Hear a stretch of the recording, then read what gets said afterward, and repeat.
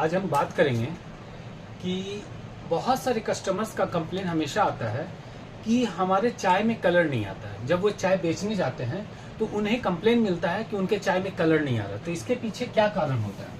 जो पुराने लोग हैं उनको कभी ये कंप्लेन नहीं आएगा। अक्सर ये कंप्लेन नए लोगों को आता है जो इस फील्ड में नए चाय के फील्ड में नए होते हैं। तो इसका कारण क्या है? मेरा मानना है सबसे बड़ा कारण इसका है lack of market research. Lack of market research, lack of market research का मतलब क्या है? आपने मार्केट में रिसर्च ही नहीं किया है कि आपके मार्केट में चल क्या रहा है। चल क्या रहा है मतलब किस ग्रेड की चाय चल रही है, किस प्राइस की चाय चल रही है। अगर ग्रेड आपके मार्केट में, सपोज आपके मार्केट में लोग ओएफ ग्रेड ज़्यादा प्रीफर कर रहे हैं, ठीक है, और आप वहाँ क्या करते हैं, बीपी ग्रेड जाकर बेचेंगे, तो ऑब्वियसली आपका कलर स्लो होगा, आपका कलर स्लो होगा। या फिर आपके मार्केट में हो सकता है लोग बीपी पी रहे हैं और आपने वहाँ जाकर BOPSM दे दिया, मीन्स मोटा दाना दे दिया, तब भी कंप्लेन आएगा। क्यों कंप्लेन आएगा? क्योंकि ओएफ जो होता है वो छोटा दाना होता है, और जब कोई छोटा दाना होता है तो उसका कलर ऑब्वियसली फास्ट आता है क्योंकि उसको पकने में टाइम कम लगता है। और जहाँ लोग बीपी पी रहे हैं उनको अगर ओएफ दिया जाएगा तो इसके साथ क्या प्रॉब्लम देखने के लिए मिलेगा कि उनको वो देखकर लगेगा ये डस्ट, ये सस्ती चाय है। हालांकि ओएफ सस्ती होती है, ऐसी कोई बात नहीं है।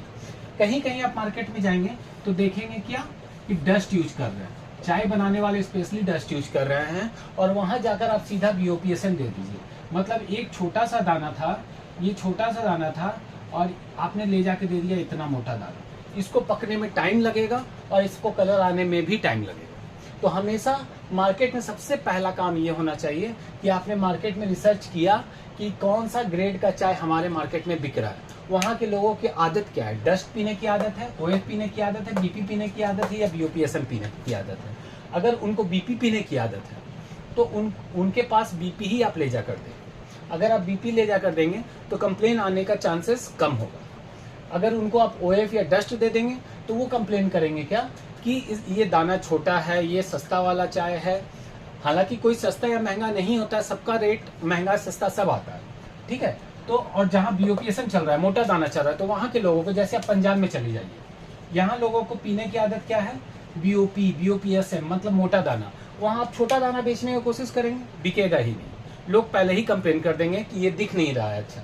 और जब आप जहाँ ओएफ चलता है, जैसे आप गुजरात में चले जाइए, वहाँ लोगों को आदत ओएफ की ज़्यादा है, तो वहाँ अगर आप जाकर देते हैं, या चाय वाले लोगों को, टी स्टॉल्स को जाकर आप BOPSM दे दीजिए, उनको कलर ही नहीं आएगा, कलर की कंप्लेन हमेशा आएगी। तो हमेशा याद रखना चाहिए कि किस ग्रेड का चाय चल रहा है, उसी ग्रेड का चाय हम भी जाकर बेचें, ठीक है। दूसरा प्रॉब्लम क्या आता है, जब मार्केट रिसर्च आपका पूरा नहीं होता, आपको ये नहीं पता होता है कि वहाँ मार्केट में बिक किस रेट का चाय रहा है। अगर 240 पर केजी का चाय बिक रहा है तो आपको चाय 120, 140, 150 का चाय तो कम से कम लेना ही पड़ेगा, ठीक है।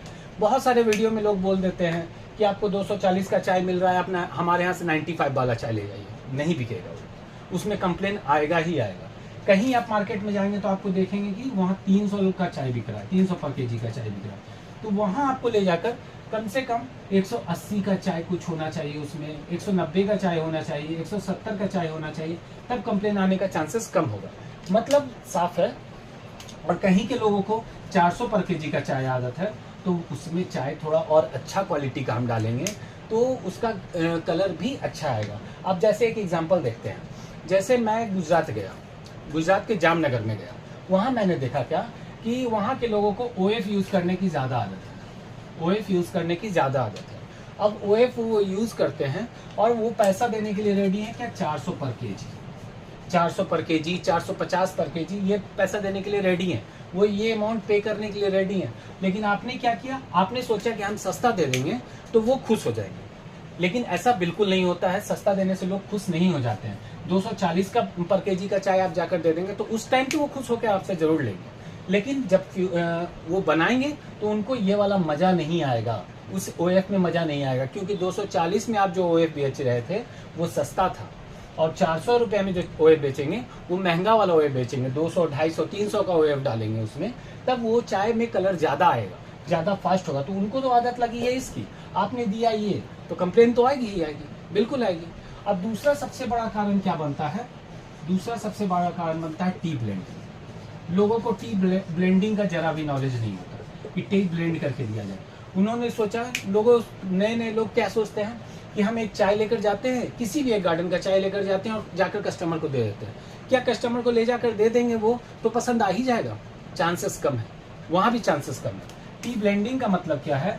आपको अगर आप कहीं जाकर 240 पर केजी का चाय दे रहे हैं तो उसमें कुछ, अगर आप बीपी दे रहे हैं तो बीपी प्लस ओएफ मिलाइए, कम से कम 30% ओएफ मिलाने का कोशिश करें उसमें। 30% ओएफ क्या काम करेगा? इसमें कलर फास्ट ला देगा, और जो कलर फास्ट आएगा ना तो लोगों को पसंद आएगा। अब इसी मार्केट में आ जाते हैं आप, वहाँ लोग बीओपी एसएम यूज़ कर रहे होते हैं, बीओपी एसएम यूज़ कर रहे हैं, मोटा दाना यूज़ कर रहे हैं। लेकिन मोटा दाना का मतलब ये तो सिर्फ नहीं है कि सिर्फ जाकर मोटा दाना ही दे दिया जाए, उसमें अगर कुछ बीपी मिला दिया जाए तो शायद कलर थोड़ा फास्ट हो जाएगा, क्योंकि ये जो बीपी है इससे छोटा दाना है तो 30% 20% में अगर हम मिला देते हैं तो ये फास्ट हो सकता है, कलर फास्ट हो सकता है। कभी कभी ये भी प्रॉब्लम आती है क्या?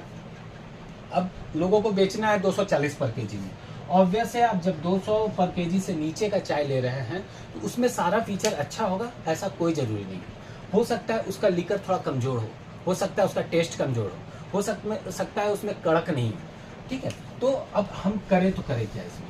तो हमें ये याद रखना चाहिए कि जब 240 का कोई चाय हम बेचने जा रहे हैं, स्पेशली ये इस रेट में 240 या 200 पर केजी का चाय बेच रहे हैं, तब हम लोगों को ब्लेंडिंग तो करना ही पड़ेगा, ब्लेंडिंग करना ही करना होगा। तो इसमें आप क्या करेंगे?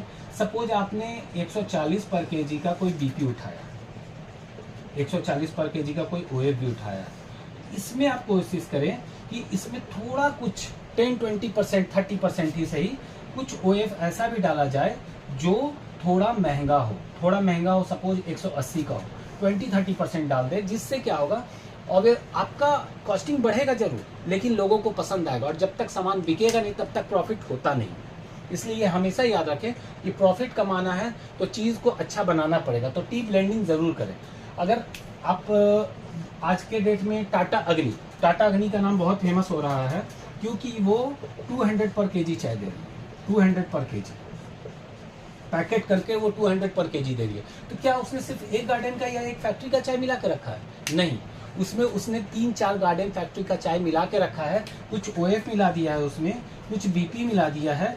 और अगर कभी कभी मौका मिलता है जब चाय महंगा होता है तो हमने देखा है उसके चाय में पैकेट में पीडी भी मिला हुआ होता है। पीडी क्या काम करेगा? ये सबसे छोटा दाना, जब सबसे छोटा दाना होगा ऑब्वियसली कलर जल्दी दे रहा होगा, कलर जल्दी देगा, तो ये जब कलर छोड़ देगा और बीपी ओएफ ये सारा कुछ मिलकर टेस्ट भी दे रहा होगा, तब आपका चाय परफेक्ट चाय कहलाएगा।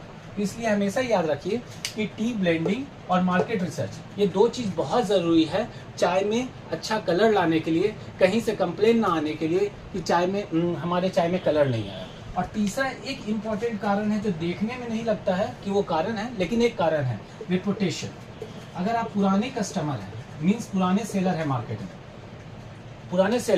में, तो आप देखेंगे क्या, आप कोई भी चाय बेच देते हैं उसमें जल्दी कंप्लेन नहीं आती। आपके जो कस्टमर्स बने हुए हैं, आप जब 20 साल 30 साल से काम कर रहे होंगे, तो आपके जो पुराने कस्टमर्स बने हुए हैं वो आपको बस एक छोटा सा कंप्लेन ये कर देंगे कि आपके ये चाय थोड़ा मज़ा नहीं आया, इस चाय में थोड़ा मज़ा नहीं आया, फिर अगला ऑर्डर दे रहे होते हैं। लेकिन अब जब नए होते हैं तो आप पे लोग टेस्टिंग ज़्यादा कर रहे होते हैं, आपको ज़्यादा देख रहे होते हैं, ज़्यादा जांच रहे होते हैं, ज़्यादा परख रहे होते हैं कि आपकी चाय कैसी है, और उस केस में आपका चाय पिछड़ जाता है, फिर वो अगले बार आपसे नहीं लेते हैं क्योंकि उनको पहले से देने वाला कोई मार्केट में होता है। तो ये याद रखिए कि रेपुटेशन भी इंपॉर्टेंट होता है। ये रेपुटेशन बनाने के लिए स्टार्टिंग में हमेशा अच्छा टी ब्लेंडिंग कीजिए, अपने मार्केट पे ध्यान दीजिए कि मेरा मार्केट क्या मांगता है। अब जहाँ लोग 400 का चाय पी रहे हैं वहाँ आप जाकर 240 का चाय बेचने की कोशिश करेंगे, कंप्लेन आने का चांसेस बहुत ज़्यादा है। अगर आप जहाँ बिक रहा है 240 का चाय, वहाँ 400 का चाय बेचने जाएंगे, आपसे कोई लेगा ही नहीं। तो मार्केट रिसर्च बहुत ज़रूरी है।